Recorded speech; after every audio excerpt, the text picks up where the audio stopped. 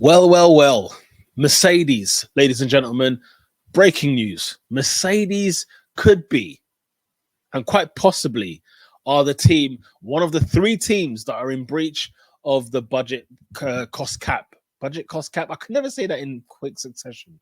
But welcome to Peter on Pole. My name is Peter in pole position. And look, we've got to talk about this breaking news, okay? Now, when I say breaking, here's what happened. Over the Hungarian Grand Prix weekend, Toto Wolff, the team principal of Mercedes, spoke to Sky Sports F1, and they said that, you know what, the FIA, the F1 auditors, as he called them, have asked tons of questions regarding the sort of the budget of last season's, for last season, basically. And as you well know, the budget cost cap, ever since it came into fruition, has been a talking point in F1, some way, shape, or form. It always seems to come up, right? The conversation always seems to come up. They can't help themselves. So you've got three teams that have been in breach, right? And the rumor mill, if you believe the rumors out on these streets, Alpine in there, Aston Martin, who were there last year as well. Remember, they got a little slap on the wrist last season because theirs was technically not a breach, but it kind of was, but the admin was what was wrong. So the admin was incorrectly filled, but then, so they got a little slap on the wrist anyway. And Mercedes are in the mix in terms of being one of the teams that have breached the budget cost cap. And it's interesting because before, the FIA came out very quickly and just said, look, there is no rumors of three teams. Don't know what you are talking about.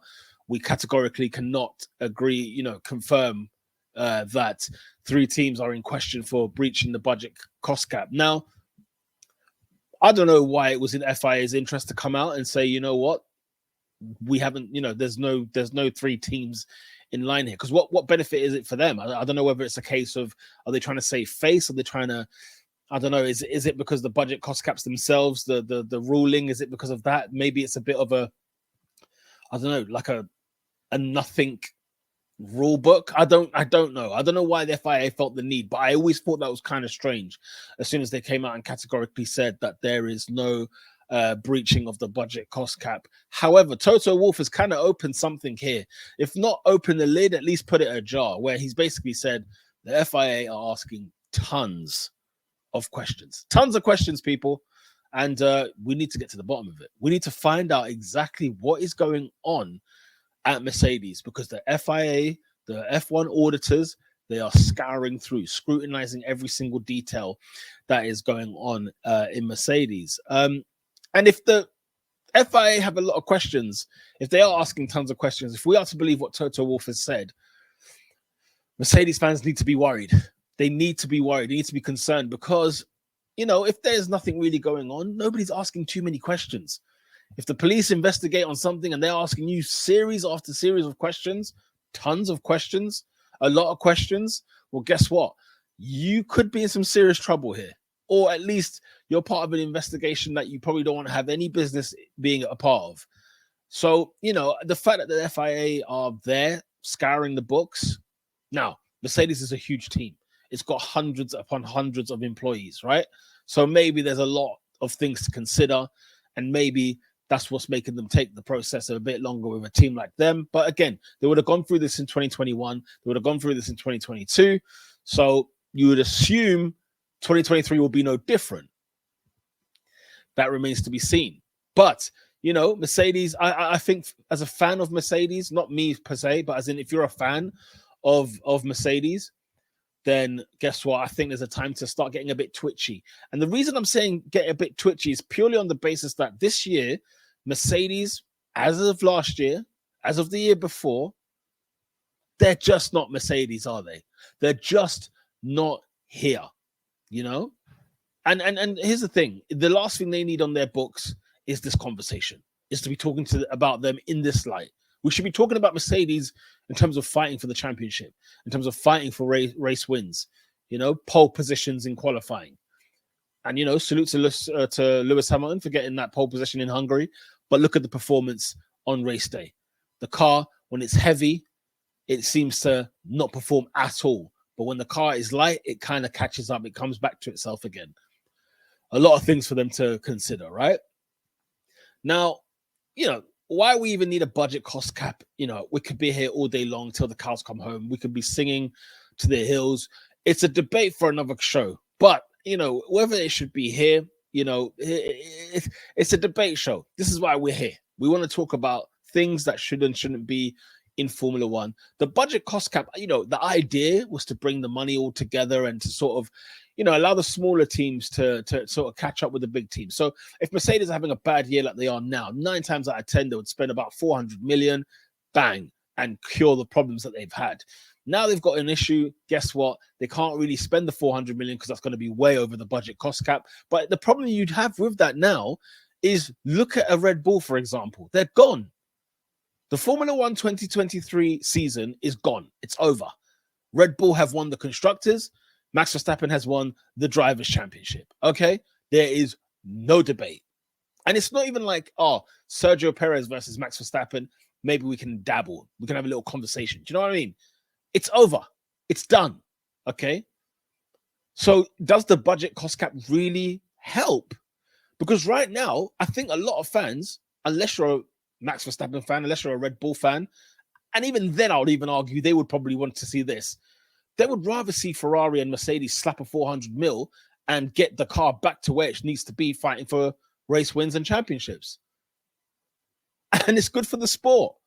Because for the sport of Formula One, and by the way, the growth of Formula One has been outstanding in the last, 5 to 10 years.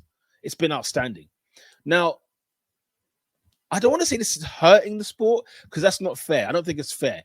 But the budget cost cap situation needs to be tweaked. Some things need to be refined, okay? It needs to get fixed. And it will get fixed over time. It will get fixed over time. Last year, Red Bull were caught with their they were caught red-handed, if you will, with the situation that they had. And even then, how sketchy was that investigation? How long did that take to even come to a solution? How long it took to get there finally in the end, where this year's car has barely been affected from last season's breach, right? It's barely been affected. So, and to the point where Red Bull are even saying, we're not even going to touch this year's car. That tells you everything you need to know, okay? So with Red Bull, being sort of hit with the penalty last year, they claim that, they've been absolutely rinsed. The FIA have made an example of them. And then other people outside, the outsiders, have been saying Red Bull got off lightly. They got off way too lightly, And Lewis Hamilton, if you remember, Lewis Hamilton was saying things like Red Bull got a slap on the wrist. And if that's going to be the punishment, other people are going to do it. Other people are going to breach. If it means the penalty that Red Bull got last year, is going to be the sort of the stepping, it's going to be like the marker, And he might have a point there. But it's interesting that Lewis Hamilton, of all people, has come out with this because Mercedes, at this moment in time, I think are in some hot water. And Toto Wolff, I don't know if he could do that interview again, whether he would sort of mention that. I don't know. But, it's interesting. Christian Horner in the past has claimed that everybody's cheating. All the teams are cheating. If this is called cheating. Because he was sort of saying, what, we didn't breach anything. We didn't do nothing. We didn't do anything illegal, And Formula One is always about finding the great. The FIA set the rules in Formula One. And Formula One teams do their absolute best. They go all out to make sure that they can try and see the gray area, see the loophole, just to gain that advantage, just to gain, 1,000th of a second or 2/10 of a second or 200th of a second, whatever the case may be, because it counts in Formula One. 2/10 of a second is huge in Formula One. As ridiculous as it sounds, 2/10 of a second, it's not even a second. But listen, it counts. It counts, and this is why they do it. So if Christian Horner is saying, look, everyone's cheating, Helmut Marko, feels like it's penalizing teams because obviously the budget cost cap is quite a strange one because I think it excludes the drivers as well as one other highest paid personnel in your team. But everybody underneath that. So say you've got the two drivers and you've got the team principal or CEO or whatever, right? Their salaries and whatever else are not part of the budget cost cap. But then everybody else, all the way down the food chain, down to the admin, down to the caterers, down to whoever the case may be, cleaners, whatever, maintenance, whatever the case may be, they are all in that cap. So you imagine that you're an employee of Mercedes and your salary can only be X amount because this is the budget. And if we breach this budget, guess what? Even though you might be deserving to get paid that amount of money, and Helmut Marko made the point earlier in the season that, you know, the reason why Red Bull are losing personnel is because they can go to teams like McLaren, Aston Martin, Ferrari, and be the top earner over there, and it doesn't affect their budget cost cap, but it affects Red Bulls because they couldn't put them on that same kind of money. So it swings and roundabouts. It definitely needs to get tweaked. We need to have a budget cost cap in Formula One. I mean, do we need to?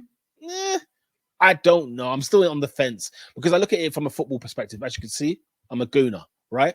And I look at teams, you know, your Man Cities, you know, your Real Madrids, whoever the case may be, right? It could be PSG's, Newcastle United, whatever. They can spend and outspend and outspend and outspend.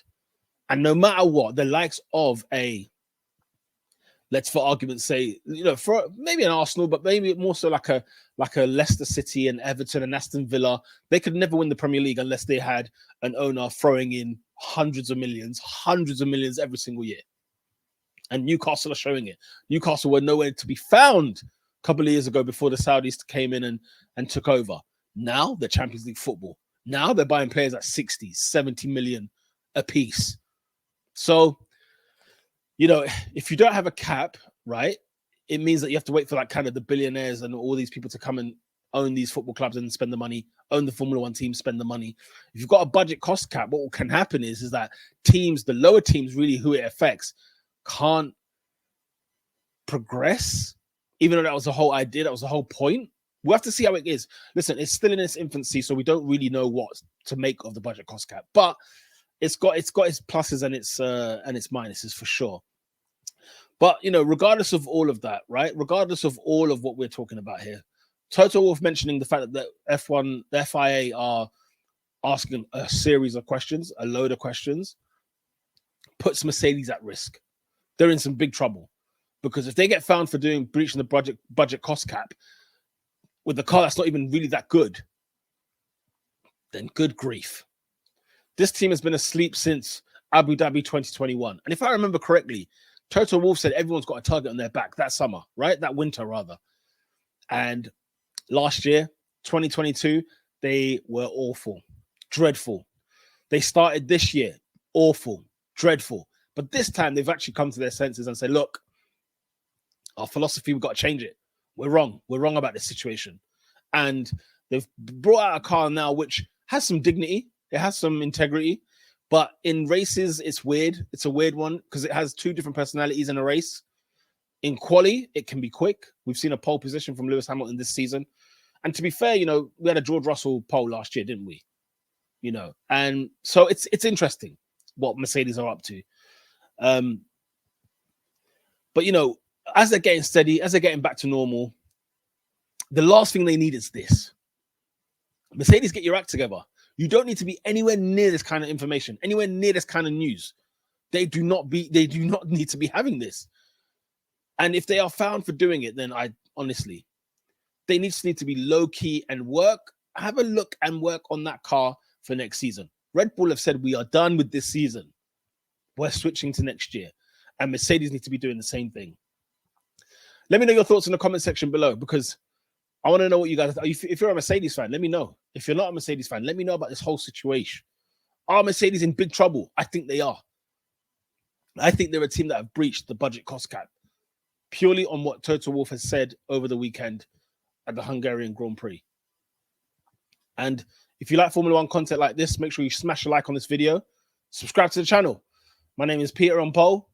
And if you've been watching, you're in pole position. Until next time, lights out.